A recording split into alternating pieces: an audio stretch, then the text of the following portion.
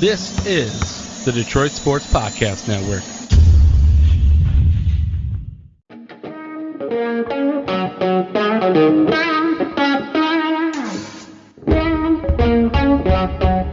The biggest icon in podcasting.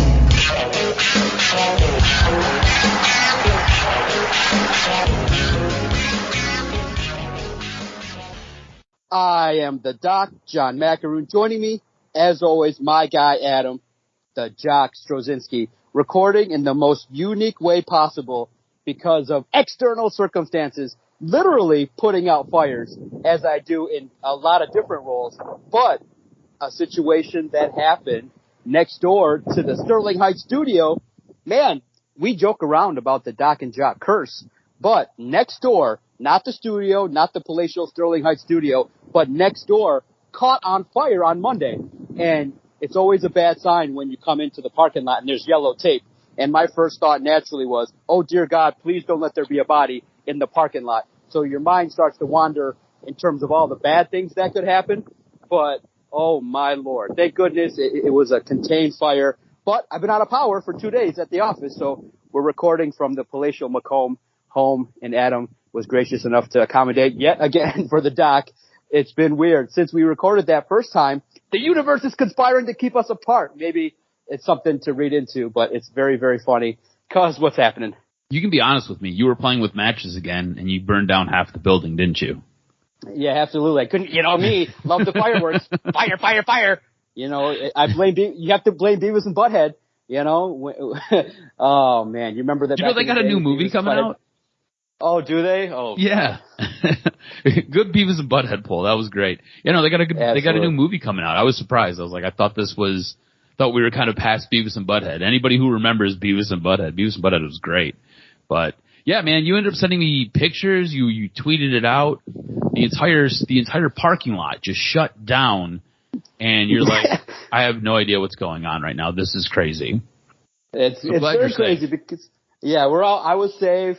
You at first panic because I'm like, oh dear God, what could keep us apart but a fire? And I'm like, that's the next thought you have is, okay, there's no body in the parking lot. The next thought you have is, oh God, please don't let me cause the fire. Because, the worst fear is you walk up and the fireman's like, I'm sorry, Mr. Macaroon, you lost everything. What happened? You accidentally plugged in too many microphones, you dipshit. You're not supposed to plug in 6 microphones, 2 computers, a radio, a Bose.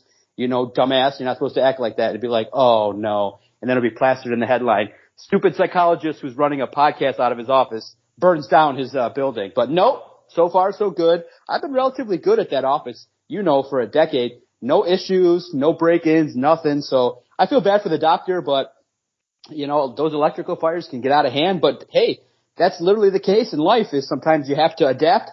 And that's what we do here at the podcast. We zig when we need to zag. We zag when we need to zig. And we'll figure it out. Adam and I will get back in the studio this summer, but we just have to avoid the damage that's caused by Mother Nature sometimes. And actually, it's not bad because I'm getting my vitamin D fill up, and I get a chance to walk around the neighborhood and talk to my guy. What's been good with you, man? You had a great birthday. I really enjoyed it. Saw you firing up the grill, handling business, taking care of the dogs, and the palatial estate has been taken care of by you in a great way, you and the missus. And I had a good time. It was really fun. Much needed time to chill on a weekend. I'm glad you had a good time. I felt like I was in over my head. First time I had all of the parents over all at once. So trying to get everything done. I felt like you were here for 45 minutes before I could even get over and say hi to you. So I apologize for that, but recording in my new office, the girlfriend totally renovated the office and basically made it mine. It's like all of my sports memorabilia. It's pretty cool. I've got to work on something to kind of dampen the echo in here because of the way the acoustics are and the way the office is now configured, a little bit more of an echo. But otherwise, everything is great, man. I was happy you were able to come. Happy you were able to enjoy. Got the talk about you guys possibly getting a dog. Got that going. Andrea does not seem on board, but we'll see what we can do to kind of to work her down and get her to say yes. But while all that was going on, the Tigers were winning baseball games, and I thought you posed a really interesting question: is Riley Greene the savior? So what do you make of Riley Greene's insertion into this lineup and this team coming away with a couple of victories? it really is double-edged because you and I both know I do not lack for any confidence. And so for Riley Greene to come up and debut and be like, we are going to win some baseball games, for him to come out and say that, hey, you know what, I'm going to handle business and really say something to the team, I thought was great, much needed, kind of gave the Tigers a boost. And you know psychologically that sometimes sports teams just need that one little boost to kind of turn the tides. And that's what they did.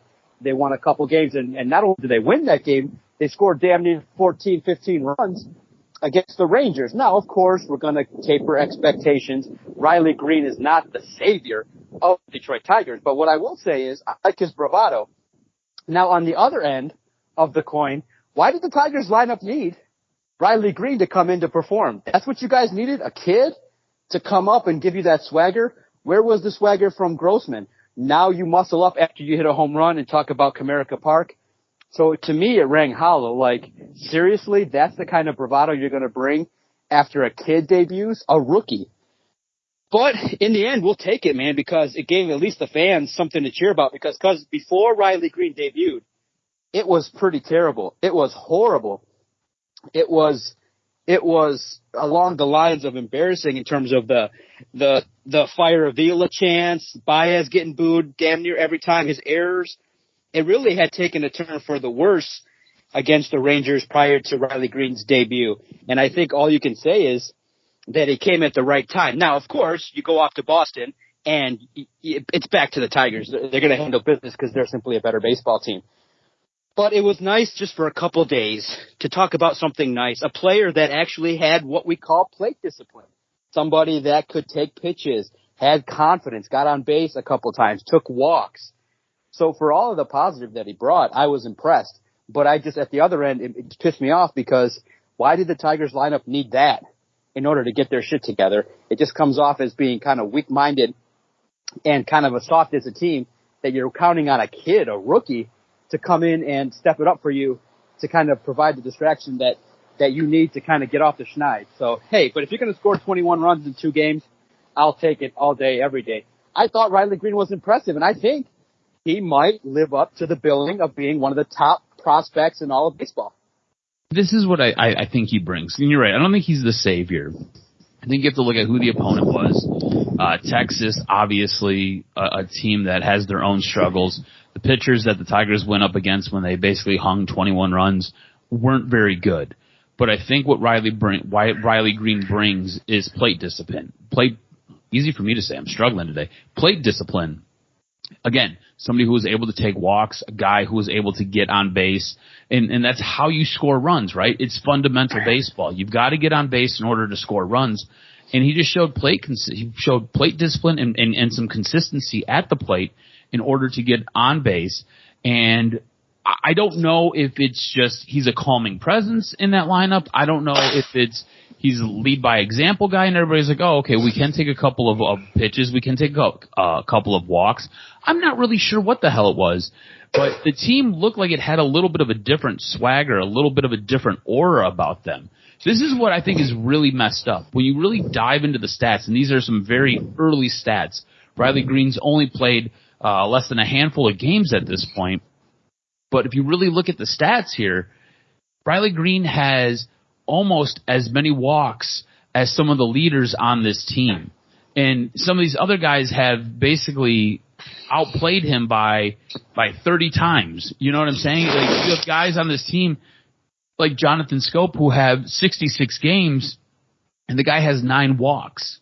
You know, Riley Greene's played, like I said, a handful of games. He's already got 5 walks. It blows my mind that there are guys on this team who just don't have that discipline at the plate. And that's all it is. It's just seeing an array of pitches and then trying to figure out which one you want to swing at. So I think that's kind of what he brings, and I think it kind of helps balance this lineup out. I think the bigger concern, at least for me, is for the fans to not get wrapped up in being like, well, could you imagine if this guy was here since opening day? Can you imagine what this team would look like with the insertion of Riley Greene and how much better they would be? Because I think what you're getting is a team that that's not very good. Riley Greene steps in. He has a couple of decent games, looks pretty good. The fans are going to go crazy about this. This team isn't very good. The way Alavila has constructed this team isn't very good. And then on Monday night, you have Alavila conducting trades with the Dodgers, moving players for cash considerations. It's scary to me to know that Alavila is going to be in charge of another trade deadline, and Alavila is going to be in charge of another draft. And Chris Ilitch is basically asleep at the wheel. Don't get too wrapped up by what you're seeing with Riley Greene and what that's translating to on the field right now, because this team isn't very good. The way Alavila constructed it is piss poor.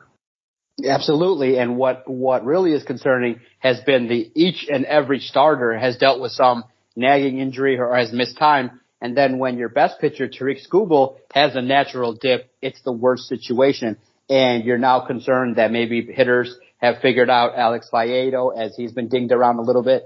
Tariq Skubal has been knocked around a little bit, hasn't been the same pitcher that he was to start the year. So, yes, the pitching situation along with the poorest hitting all year has just been atrocious. And no, I don't think one player can dominate to the degree that's just going to overcome an entire lineup, because they can just work around you. They can just say, okay, we'll put him on base, and then we'll just have to throw to a Castro or a Grossman or an Eric Haas. Here's the thing, too. Remember this. They can work around it. At a certain point, he's going to get figured out. You know, I mean, he's brand new. So, you're going to see what his tendencies are.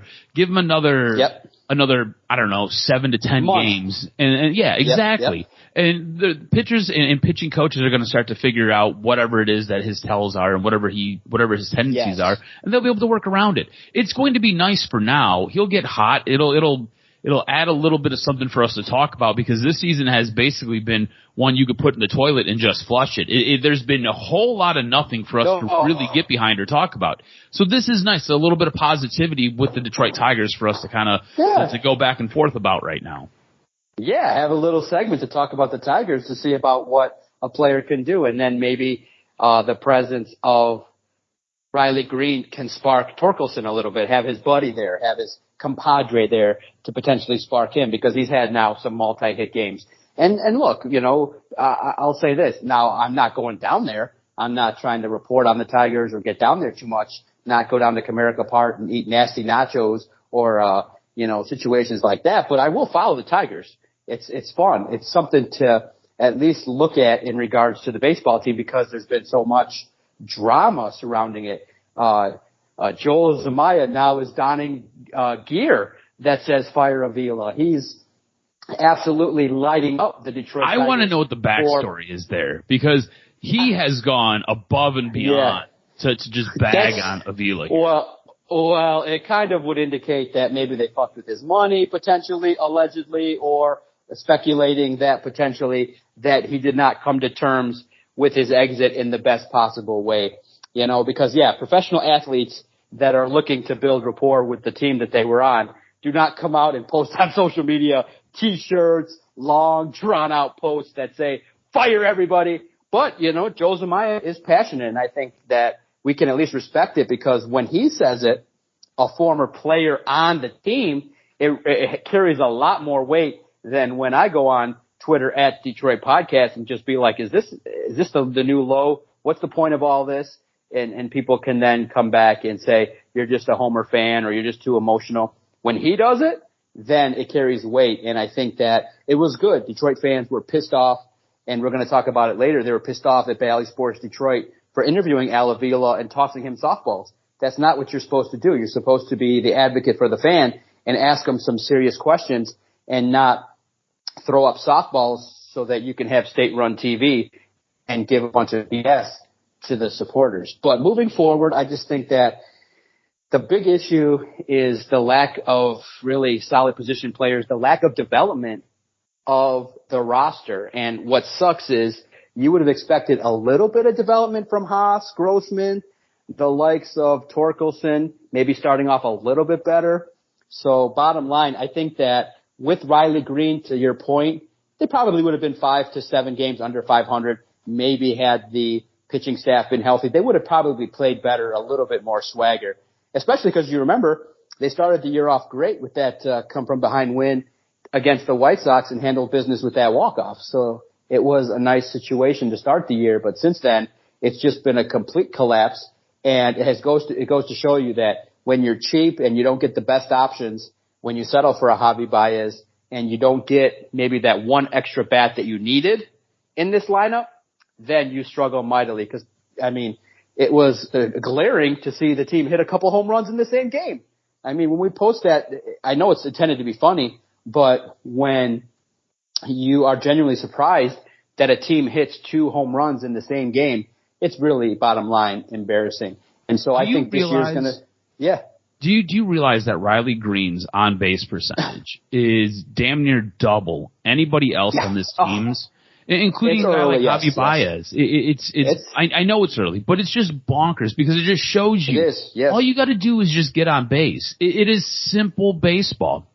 This is stuff, dude, this is stuff that your nephew is doing and executing and learning at a developmental level. It draw is walks, yes. Just, you have guys on this team who just, I don't know if maybe just because, hey, my paycheck is this, I've got to go and do this. No, all you got to do is just get on base. That's all you have to do. Because if you get on base, you're going to put the whole team in a better position to be able to score runs. You're going to tax a pitcher. And you and I both know this by watching what would happen with the Boston Red Sox and the Detroit Tigers. You know, the Boston Red Sox would go up there and just for days foul pitches off, take walks. Yes. And by the time you get to the 4th, 5th inning, you got to replace your pitcher because they're already up in the pitch count. So there's a method to the madness here. Like, baseball is not, when you really break it down, baseball's not a very complex sport. But I'll say that I know, but here's the thing, okay? And I do understand a little bit of the strategy, which is sometimes the best pitch you're going to see is the first pitch. But here's the problem. They're not catching up to it. So when there was a concerted effort to maybe swing at the first pitches, here's what I think probably chafes the likes of Joel Zumaya is the fact that they're probably leaning too heavily on analytics. Like they go up there and they got so much on their mind in regards to plate discipline, what pitch to take, what pitch not to take, that they can't go up there and be comfortable because you have to look at it when an entire lineup collectively struggles, it can't be solely a talent issue. Yes, is Eric Haas and Grossman and the Castros and Victor Reyes and people like that not worthy of being on a team? Yes, I get that. But at the same time, entire lineups do not struggle all at once. Entire lineups do not recover all at once. So it lends to show you that they're probably getting so bombarded with information, so bombarded with all this stuff they got to think about in terms of take this pitch, not this pitch. This pitcher is going to do this at this time. This pitcher has this tendency to throw a slider on a 1-2 count. That's just way, way in the weeds of analytics. Sometimes you just got to scale it back a notch and go, look, see ball, hit ball. And I think potentially the Tigers are realizing we cannot just go full bore into analytics and bombard this roster with so much information that they go up there and they get bogged down with it. Sometimes you just have to let your natural instincts take place. Because look at what Grossman said when he came out and had a good game. He said, look, I tried to adjust to playing at Comerica. What does that mean? That means he probably tried to compact his swing. He tried to slap the ball. He tried to put it in play. And he just said, fuck it. I'm just going to swing as hard as I fucking can. And if the ball hits the bat, it's going to do something. And sometimes that's what has to happen is you take away all the rigmarole of analytics and all the bullshit and let's see what happens. But it's just a mess. And yes, cuz I will declare the rebuild is over and it's been a disaster. Yeah. They now need to rebuild again. The rebuild is over because this unit together collectively with this talent ain't going to win shit. Not this year, not next year, not the year after, not if you spend $1 billion. That lineup collectively, you have 4 pieces basically. You got Torkelson, Green, you got Tariq Skubal, and potentially Alex Vallejo. Okay, 5, and maybe a couple bullpen arms, Soto and Fulmer. You have 6 to 7 players that maybe could roll up into the next rebuild. But bottom line, yeah, this rebuild is done, and let's get to the next one. Hopefully at the end of the year it gets so bad. I just have to ask and wrap it up the Tigers talk with this, because it lends And we've had, I mean, literally, cause I've asked you this question a damn near 24 times. Do you now have to root for the Tigers to lose so that they blow out Alavila? We've said this about the Pistons. We've said this about the Lions. We've said this about the Wings. And now we're circling back to the Tigers because I hate to say it. And everyone knows I'm a big sports fan, only loyal to the Detroit teams. But in order to expedite rebuilds, I'm never opposed to saying, fuck it, I hope the Red Sox blow us out. I hope all the games are embarrassing. That could potentially get us closer to a new regime. I'm rooting against the Tigers from here on out. I mean, I think you kind of have to. It becomes one of those things that you don't want to do. It's uncomfortable. You find yourself rooting again. We did it with the Lions. We've done it with the Lions a couple of times, right? To get Patricia fired, to get Patricia out of here, and to get Bob Quinn out of here. But yeah, I think you do. At this point, you do have to root against the Detroit Tigers to hope to force the hand of Chris Ilitch, because it really seems like Alavila's got some pictures on Chris Ilitch and doesn't, and he's basically holding on to his job that way. Like, hey, Chris, if you let me go, I'm going to go to the media with these. And it's like Chris Ilitch with no pants on doing the helicopter dance inside of a hot tub. Yeah, no, absolutely. It goes to our talk last week, and make sure you check out all the archives at YouTube and at Detroit Sports Podcast, our feed. Last week's DocNJock, or the one before, check it out. We talked about it. I think that it's cheaper to keep her, and that's what Chris Ilitch is known for, and I think that's what he's doing, which is a big shame and a big turnoff for why the fans are booing him. The fans are booing Alavila, and this has been a disaster. So now we have something at least to pay attention to, the progress of Riley Greene, and can he emerge to become maybe a player that not is just a good player on the Tigers, but maybe a well-respected player across the entire landscape of Major League Baseball. It'll be nice to see.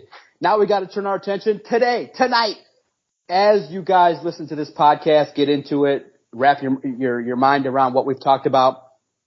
It's draft night for the NBA. And boy, are the Detroit Pistons squarely in a pickle. By all accounts, here's the situation. We briefly touched on it last week. The Pistons are drafting 5th. And by all accounts, the players that you can count on being really good this upcoming year and having a good career are in the top 4. And it puts you in that really kind of squirmy position that you might have to make a deal with the Kings to go up one spot to take Jaden Ivey. But you might not have to. You might, and give credit to Troy Weaver. He keeps a lot of things close to the vest. You know that he's aggressive. You know that if there's a player he likes, he'll go get him. The blessing is Jaden Ivey does not want to go to the crumb bum Sacramento Kings, and the Kings probably know that and don't want to draft Jaden Ivey. But they're holding the situation, basically having that 4th pick. They're using that as leverage to potentially threaten to take Jaden Ivey, or use that to potentially use that as trade bait for other teams that might want to come up to number 4. So it lends the question that we've had about moving up, or potentially you look at 3 players that are probably the odds-on favorite to land with the Pistons. You look at Sharp, you look at Jaden Ivey, you look at Murray. So you look at a couple players. For me, after reading everything, seeing how players might play well together and complement each other, I would be ecstatic with either Jaden Ivey or Sharp. I would be a little deflated if they went with Murray, because by all accounts, by what you read, you kind of feel like Murray is not going to get drastically better. You'd rather go with a 19, 20-year-old who you can get a couple more years out of. So I'm hoping in some way or form that the Kings decide to go in a different direction. Maybe the Kings fall in love with Murray and you get the blessing of getting Jaden Ivey to fall in your lap. I think it could happen. The odds-on favorite, I think, is Jaden Ivey to fall with the Pistons. But there's other players as well that also have some unique traits as well. But I'm okay with Sharp or Ivey. I would be bummed if it kind of would have that kind of like pro feel if you got Keegan Murray, because I don't think he puts asses in seats. Yeah, I don't want Keegan Murray, and I don't want Shaedon Sharpe. Shaedon Sharpe, you know nothing about. He didn't play at all last year. Some of the reports coming out right now is he's just not doing well at his pro day. So take that for whatever it's worth. But if Jaden Ivey is gone, you're right. It is weird what's going on at 4 with Sacramento, because they've not brought in Jaden Ivey. They've not asked for his medicals. They've done nothing. And Jaden Ivey's like, we've had no contact. I don't know anything about Sacramento. So it's a little bit weird. And you're right. There are basically 4 guys that could kind of step in and make an immediate impact. And the Pistons, unfortunately, are drafting at 5. And everything kind of hinges on what Sacramento does at 4. You know, if Sacramento thinks they're the smartest guys in the room, maybe they take Keegan Murray. One of those top 4 players now fall to the Pistons at 5. There's a lot of teams that are looking to move up. Teams like the Nets who are drafting at 11. Teams like the Atlanta Hawks who are looking to move up. There's a lot of teams, especially in that 20 range, that are looking to get up into the top 5. So it'll be interesting to see what happens. But if Jaden Ivey's gone, the other guy that I'm a big fan of, you said you were a fan of Shaedon Sharpe. I'm not. I'm a fan of Benedict Mathurin. Now, Mathurin, I think, is a guy who can do a little bit of everything really, really well. I think defensively, he's better than Ivey. I don't think he's as good of an athlete as Ivey is, but I think he can score on the offensive side. I think he's a better three-point shooter, and I think defensively he makes up for those other areas on his offensive game where he's a little bit lacking compared to a guy like Jaden Ivey. But Mathurin would be my default if Jabari Smith, Chet Holmgren, Pablo Banchero, and Jaden Ivey are all gone. And those are the top 4 guys that everybody's talking about. But Benedict Mathurin would be my dude. I will probably lose my mind if they take Keegan Murray. I don't know how he fits in on this team. I don't know how that works. But I think Mathurin would slot in, be your new shooting guard, and I think we can kind of roll. You can then pull Killian Hayes off the bench. He could be your 6th man. He could be your rotational guy, your rotational point guard, or your rotational shooting guard. He can kind of play both spots and do some double duty there. But that's the way I would set it up. That's what I would do if they're stuck drafting at 5. But don't be surprised if the Pistons end up moving up. Don't be surprised if they somehow, there's a little bit of wiggle somewhere where they're able to make a couple of moves. Troy Weaver loves to move around on draft night. So we'll see what happens there. Yeah, absolutely. Now, the last bit of kind of intrigue that has surrounded this draft with the Pistons involves Jeremy Grant.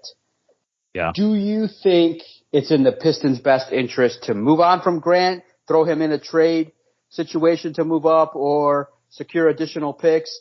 Or do you say to yourself, look, if you're going to build, you know what he brings to the table, maybe potentially keep him around, because that's the name that you hear rumored to potentially Portland, who might be all in, might be in the mix to handle business.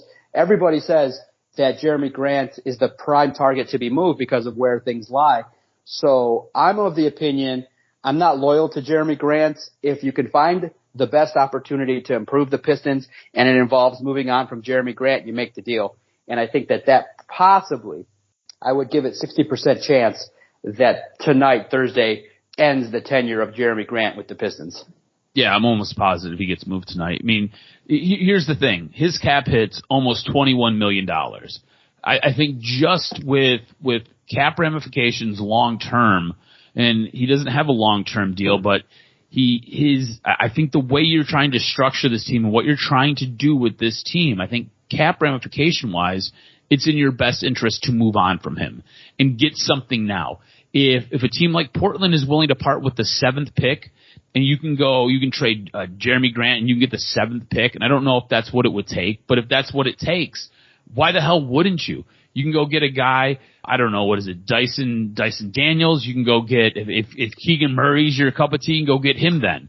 I definitely don't want Keegan Murray in the top 5, but I'll take him at 7. I'll be okay with that, you know. It's different sometimes where you're drafting a guy and kind of what it has an impact on. But I don't believe Jeremy Grant is part of this team after tonight. I think the Pistons move on from him. And I think honestly, I think it's in their best interest to. Last year, when he was out, didn't this team play better when he was on the bench? If I remember correctly, this team performed much more cohesively when he wasn't on the floor. So I think just from an overall team standpoint and what it means to the offense, I think it's best if you move on from him. From a cap issue, I think it's best if you move on from him. And for adding more pieces to this team, I think it's best if you move on to him. So if you can package him to move up to 4, or if you can package him and move down to 7, I'm okay with that. Absolutely. Me too. I think that you and I are in lockstep with that. Jeremy Grant, I think we still have trust in Troy Weaver, even though he does have a stain of Killian Hayes on his record, maybe not using the pick as wisely as he needs to, but he's well respected. Troy Weaver, I think, cannot sit by and let another 20-win season happen, because the heat in the kitchen is going to start to get real hot if you stop getting, if you don't get the development moving in the right direction, because the Pistons have not been really pleasurable to watch or invest in the last couple of years. And you need to find somebody that Cade Cunningham will develop with. Otherwise, you potentially could risk alienating your star player if he looks around and goes, oh my God, you gave me a guy that's going to, work against me instead of working with me. Boom, he'll bounce out of here quicker than Grant Hill did, So I think that you have to find ways to complement your best players. And I hope that when the time comes, I hope it's Jaden Ivey, because it seems like the Pistons fans are okay with it. I think they would be excited, would create that beautiful online content if they drafted if they drafted Jaden Ivey and not Keegan Murray. So we'll see how it plays out. NBA draft tonight. I like Jaden Murray. It's a combo pack. That's what we need. The size of Keegan Murray, the experience, along with the savvy and athleticism of Jaden Ivey. I think, exactly. So Jaden Murray sounds good to me. You know what? The crazy thing is, I'm so skeptical. Either one's going to come here and then just kind of turn into Brick City. You know what I mean? See, I don't think you can. I don't think you can do that. I don't think you should do that, because Cade Cunningham has come in and looked really, really good. Cade Cunningham has showed up and looked really, really good. There are some guys on this team that weren't expected to do a whole lot, and Troy Weaver drafted them later, and they've performed. Now, look, I know Killian Hayes is a little bit of a stain because he was taken 7th overall, and we were all expecting big things. But remember, he's been hurt. He's been injured a lot of his tenure here. So I think pump the brakes maybe with him. Okay, be patient, because I just got done watching Jordan Poole hoist a ring. Yeah. And I'm like, would he be a shooter here in Detroit? Maybe maybe the development would have happened, but lucky for him. And you also have to remember what team he's on, right? He's on a team with 3 All-Stars. Yeah, but he was knocking down shots. His threes look good. You know what I'm saying? Whereas the Pistons, you turn them on, they sure love to jack up threes, but they sure don't know how to knock them down. So I'm hoping that the next wave of talent that creeps into Detroit at least figures out how to play cohesively and to consistently make shots, because their shooting percentage beyond the arc and their shooting percentage and their defense slipped at times. So I'm just hoping, because we've watched a lot of bad basketball over the course of a couple years. And you know what's happening? Now Bally Sports Detroit wants to charge me $20 more for additional streaming content in a program called Bally Sports Plus to watch the Pistons if I want to be able to get them live. So heck no, because the Pistons and Wings and Tigers are the teams that are predominantly featured. Now, in theory, it's a beautiful idea. It's in line with what these companies should do, okay? Because I don't have access to Bally Sports. But at the same time, I look at it and I say, okay, if I want to watch, and I please, guys, do not judge me. I'm not an ageist. I'm not somebody that's prone to discriminate against people for their age. But if I want to watch the Pistons, you got to watch Kelser and Blaha, who are combined 200 years old. If I want to watch the Rings, it's Redmond and his partner, and they're combined 205 years old. Yeah, they're 205 years old. And if I want to watch the Tigers, there's 3 guys in the booth who are combined, Gibby, Jack Morris, and Shep, who are combined 250 years old. So there is a situation in which the broadcast teams on television tend to favor those in retirement homes. And I am nowhere near a retirement home. I'm still vibrant, passionate. I want somebody not that's like as fever pitched as Chris Castellani, who's screaming and yelling and making videos and writing 10,000 word blogs all together jumbled up talking about his team. But I would rather have a mix of somebody that keeps it real, that knows the game. You mix in a Craig Monroe with a former player, like a Craig Monroe and a Joel Zamaya on the sidelines, or a Craig Monroe with a professional analyst that can handle business who's less than 50 years old. So if you want my money or want me to think about it, because I posed the question on our Twitter page at Detroit Podcast, what would get me to pay the $20 a month? First of all, that price point's terrible. Professional wrestling's $9.99. That's the price point. Anywhere between $9.99 and $11.99 is reasonable. But the price point being $20 with the announcers that you have, with the state-run media where it's all positive, where it's like, oh my God, congratulations, Tariq Skubal. He threw a strike at this pitch. He tends to throw amazing first strike pitches at a high clip at the history of Everdom. Oh, another home run and the Tigers are losing 7-0. Back to you, Jack. It's like, okay, I don't flow with that. Keep it real with me and stop bullshitting around.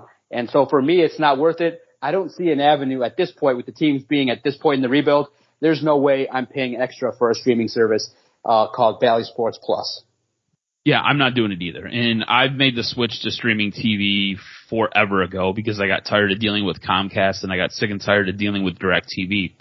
And I'm not willing to pay $20 for the trash that you get. And that's exactly what it is. It is garbage. And look, I'm not knocking anybody's hustle, and I'm not telling you not to enjoy what you get, but I think the content that you get from Bally's is absolute garbage. It is such a team-friendly atmosphere. There's nothing where it makes you stop and critically think. It's all spoon-fed dribble. And the programming that you get, look, I get that you want to watch your local teams. I get that you want to see the Tigers play. I get that you want to see the Red Wings play. I get that you want to see the Pistons play. All these teams are trash right now. They're not worth paying to watch. And for $20 a month, do you realize what I can get with YouTube? Like, YouTube can give you just about everything. I'm not willing to part with an extra $20 to go and watch that stuff. And like you said, it's not even so much the announcers that are bad. I don't have a problem with the announcers. It's just the way the content is handled. It is basically games is what you're paying for. And then all the ancillary programming, it's not very good. Yeah. I don't care about high school sports. I don't want to watch what De La Salle is doing. I don't want to watch what Catholic Central is doing. I don't want to watch what Detroit Martin Luther King is doing. I don't care about that stuff. So I don't give two shits about what high school volleyball teams are doing. I don't care about what high school football teams are doing. I don't care what high school basketball teams. I just don't care. That stuff doesn't interest me. If you're going to give me some interesting content, like ESPN has their 30 for 30, right? And we're all geared up for the Red Wings in Colorado 30 for 30. Bally Sports, why don't you do something? You're right here in the backyard. You've got the hotline to Steve Yzerman. You've got the hotline to all those guys. There's a guy who works on a network in the area that's local. That guy is willing to go on any show. And half the time he sounds like he's hammered. Half the time he sounds like he's sober. He's willing to talk about everything. It doesn't matter. Right. So just make a phone call. That's all you've got to do. Just make a couple phone calls and give us some actual content. What they give you is absolute trash. And for $20, I'm sorry, I'm not willing to set that on fire. Exactly. So maybe it'll turn around. I'm curious to see what the initial numbers will be when it does roll out. I'm thinking probably nationwide, because you got to remember there are a lot of people that don't have access and don't do what I do, and what you may consider doing is using other people's sign-ins that have Xfinity, that have the access to Bally Sports. So what you do is you hope that there's enough of an appeal nationwide that maybe you get 200,000 subscribers. I'm curious to see if they get 100,000 in the initial rollout in the first 12 months, because if you do, you then have a backbone to potentially do that. And sometimes what these companies will do is they'll start to see what the initial response is, and then they'll go from there. So it's not worth it at this point for us. DocNJock, strike it down in regards to paying extra for streaming services, and that's not what we're looking forward to. We're looking forward to trying to find avenues to cut costs, man, because you know how expensive gas is? Dang, we got to travel. We got to get down to our jobs. and we got to battle, Mother Nature. So to shell out $20, you got to have premium content. It's not like they even said, hey, we're going to take a Mike Valeni and bring him on, give him a studio show. We're not even having like a special rollout. It's just take the same dribble that you kind of got for free and pay extra for it. No. My wall's closed, partners. And Bally Sports Detroit did not earn my business yet, and they did not earn the business and respect yet of Doc and Jock. Let us know what you think. Are you going to subscribe? Are you going to find additional avenues? Is there a streaming service that you think combined with Bally Sports Detroit hits the spot for you? Let us know. Hit us up at Detroit Podcast and at Adam R. STROZ. Anybody, man, it's been fun recording this podcast, the quickest 45 minutes of the week, and we get an opportunity to break down sports. It's a good time of reflection in the world of sports with the Pistons and Wings as they look to the next seasons, and now we get that natural 6-week break. Finally, a little break from the Detroit Lions, which gives us a chance to explore other type stuff. Anywhere you listen to podcasts, make sure you type in these 3 words, Detroit Sports Podcast, and our content will find you. You don't have to do any extra work. All you got to do is subscribe, and then every single day, audio content, quality audio content will find you. For the Jock, Adam Straczynski, I am the Doc, John McAroon. Podcasting time has now come to a close. We look forward to breaking down the draft with the Pistons, what's going on with the Red Wings, and continuing to peak ever so lightly with the Tigers. Thanks, cuz. Let's rev up next week.